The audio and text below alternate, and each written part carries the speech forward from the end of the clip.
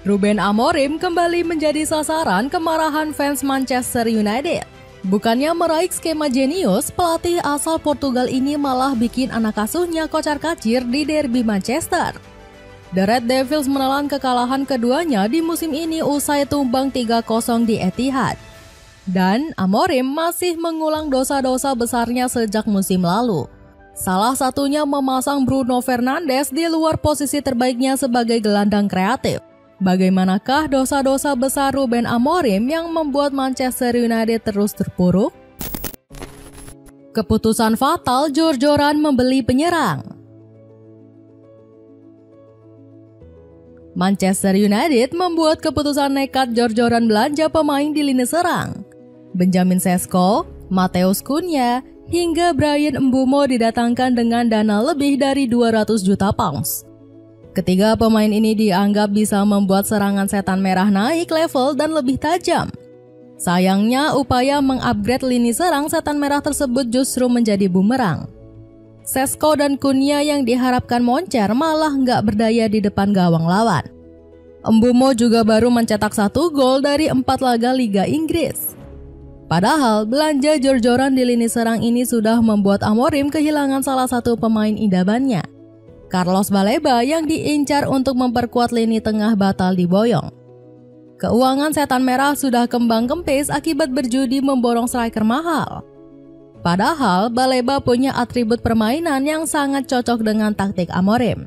Pelatih asal Portugal ini membutuhkan gelandang yang punya napas kuda untuk menutup celah di lini tengah. Baleba juga bisa diandalkan untuk membawa bola dari lini pertahanan ke para penyerang. Akibat gagal memboyong Baleba, Amorim terpaksa harus tetap memakai Manuel Ugarte dan Casemiro. Sayangnya, kedua gelandang ini bukan pemain terbaik untuk mengisi skema sang pelatih. Ugarte memang punya kemampuan sebagai tukang jagal untuk memotong serangan. Namun, gelandang asal Uruguay ini kurang lihai membangun serangan lewat umpan-umpan progresif. Casemiro juga nggak bisa diandalkan untuk mengalirkan bola ke lini serang. Selain itu, kemampuan bertahan pemain asal Brazil ini juga sudah menurun drastis. Memaksa Bruno Fernandes di posisi yang salah. Ruben Amorim juga bikin blunder karena terus memasang Bruno Fernandes sebagai gelandang bertahan. Awalnya, sang kapten diharapkan bisa membuat build-up serangan semakin cair. Sayangnya, Bruno nggak punya skill anti-pressing seperti gelandang bertahan alami. Pemain berjuluk Magnifico ini sering panik saat ditekan lawan ketika menguasai bola. Selain itu, Bruno juga nggak punya daya jelajah tinggi untuk melindungi lini tengah dari serangan lawan. Roy Keane sempat menghujat keras performa sang kapten yang angin-anginan. Orang-orang telah mengandalkan Bruno Fernandes selama bertahun-tahun. Namun, setan merah justru tak mendapatkan apa-apa secara statistik. Kecam legenda setan merah tersebut. Keane sering geram pada Bruno yang selalu telat turun menutup celah di lini tengah. Keputusan Amorim memasang Bruno di posisi gelandang bertahan juga membawa masalah baru. Setan merah kehilangan mesin kreativitas terbaiknya karena Bruno bermain lebih dalam. Lebih parahnya, The Red Devils juga nggak bisa merasakan ketajaman sang kapten di dekat area kotak penalti. Musim lalu, Bruno membuktikan bisa mencetak banyak gol meski bermain sebagai gelandang serang. Gak heran, Paul Scholes menganggap Bruno kurang cocok menjadi pivot di lini tengah. Bagi saya, posisi natural Fernandes bukanlah menjadi gelandang jangkar. Dia mungkin bisa lolos dengan posisi itu untuk 1, 2, atau 3 pertandingan. Namun dia tidak punya kedisiplinan sebagai gelandang jangkar.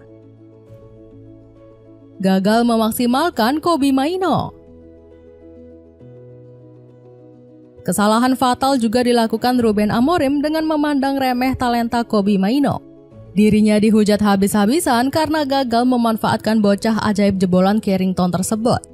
Mainoo cuma mencatat 73 menit bermain dari 4 laga Premier League di musim ini.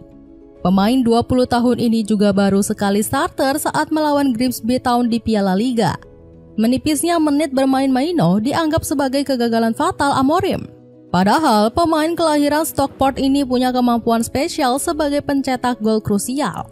Sebut saja satu gol penting yang mengantar Setan Merah juara Piala FA 2023. Maino juga mencetak gol penyama kedudukan saat comeback dramatis melawan Lyon di musim lalu. Namun, kemampuan Maino sebagai penyelamat klub justru nggak digubris Amorim. Sang penyair berdalih gelandang 20 tahun tersebut masih punya berbagai kekurangan. Amorim mengeluh pergerakan Maino kurang lincah dalam transisi bertahan. Padahal alumnus Akademi Carrington tersebut diplot sang pelatih sebagai pesaing Bruno Fernandes. Maino perlu memahami posisinya dengan lebih baik. Dia perlu bermain dengan kecepatan yang berbeda-beda. Terkadang lebih rendah, terkadang lebih cepat, dan saya pikir dia bisa meningkatkannya. Di parkirnya Maino membuat sejumlah legenda Setan Merah keheranan. Sebut saja Rio Ferdinand yang meyakini sang gelandang sebenarnya bisa menembus sistem racikan Amorim. Menurut Ferdinand, sang penyair perlu mencarikan tandem yang cocok bagi Maino. Tujuannya agar lini tengah Manchester Merah tidak bolong dan lini belakangnya terlindungi. Saya pikir Maino adalah tipe pemain yang tepat, saya pikir dia punya bakat untuk membangun tim. Dia adalah pemain yang perlu sistem untuk bermain, ujar Ferdinand. Dapatkan kemeja polos yang punya banyak pilihan warna mulai dari 50 ribuan aja. Cek linknya di bawah ini. Kesalahan fatal akibat ngotot andalkan formasi gagal.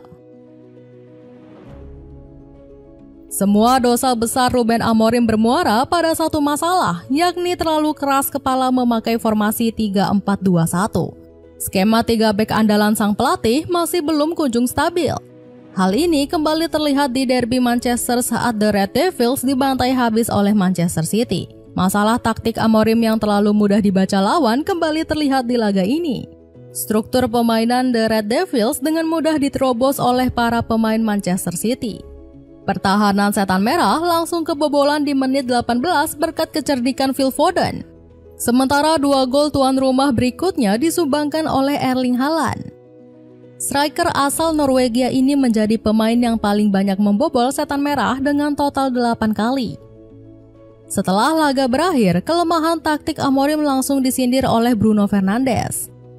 Kapten Setan Merah ini mengeluhkan lini tengah Manchester United yang selalu kalah jumlah. Hal pertama yang harus kita lakukan adalah kita harus lebih berani saat pressing 1 lawan 1.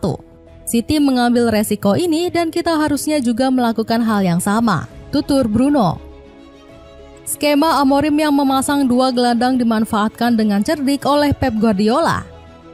Pelatih botak ini sering menciptakan skema 4 lawan 2 di lini tengah. Alhasil, para gelandang Setan Merah berkali-kali kalah jumlah saat berduel atau ketika menguasai bola. Meski kelemahan taktiknya terus dieksploitasi lawan, Amorim ogah introspeksi. Sebaliknya, pelatih asal Portugal ini masih ngotot akan terus mengandalkan filosofi tersebut. Saya tidak akan mengubah filosofi. Jika Ineos ingin perubahan, mereka harus mengganti saya. Sikap keras kepala Amorim ini justru didukung oleh legenda Setan Merah seperti Gary Neville. Ex-back sayap kanan The Red Devils ini menilai bukan sistem Amorim yang harus disalahkan. Sistem Amorim tidak layak disalahkan. Dia tidak punya pemain-pemain yang tepat untuk menjalankan taktiknya. Itu masalah terbesarnya, kata Neville. Pengen sepatu bola ramah di kantung tapi kualitas oke? Cobain sepatu bola dari Enkai. Cek linknya di bawah ini. Dengan terus mengulangi dosa besarnya di setiap pertandingan, akankah Ruben Amorim akan segera bernasib seperti Erik ten Hag?